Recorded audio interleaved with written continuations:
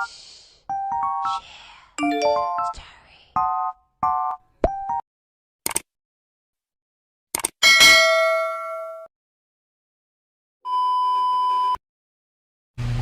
guys, good morning. It's Monday and it's prayer month guys. So since it's Monday, another week of bakbakan na naman. So anyway guys, samahan niyo ako guys na pumunta na sa work. So let's go guys.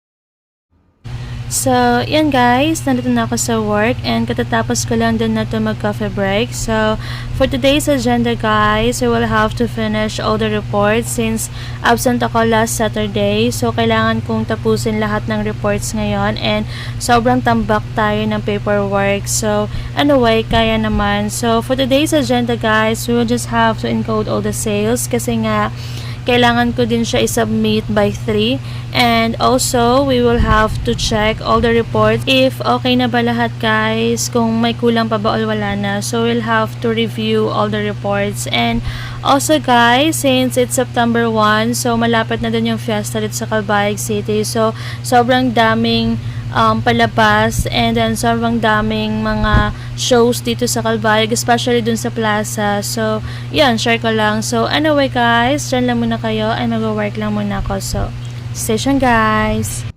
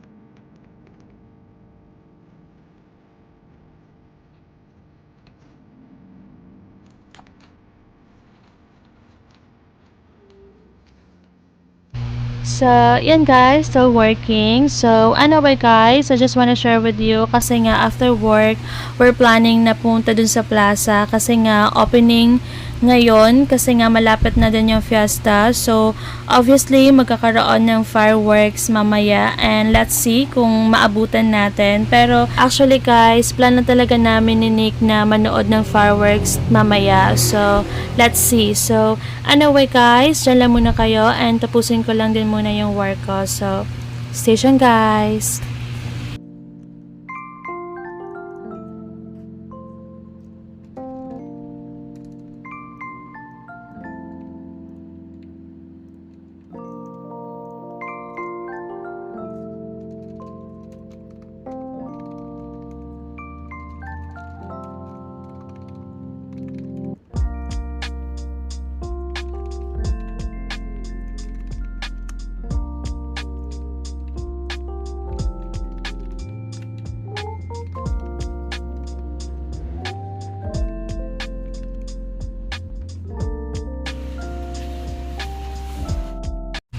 So, yan guys, nandito na kami sa plaza and as what you have noticed, hindi pa nagsisimula yung palabas pero itutour muna namin kayo guys kung ano yung itsura ng plaza namin. So, this is how it looks like guys. So, pagpasok mo, makikita mo na talaga yung mga stall and we have here a different stall actually. Meron din ditong naghihina and meron din ditong iba't ibang klase ng mga nagtitinda like mga portrait And we have also yung mga t-shirts, caps, and many more guys. And as what you have noticed, sobrang daming stall talaga dito na pwede mong pagpipilian. And dito naman guys, sa loob is my show. So, nagpe-perform dito guys yung Hadang Festival. So, itong Hadang Festival guys, sila yung nag-champion nung festival. So, as what you have noticed, sobrang ganda ng view and sobrang ganda talaga ng outfit and concept nila. So, sobrang worth it. So,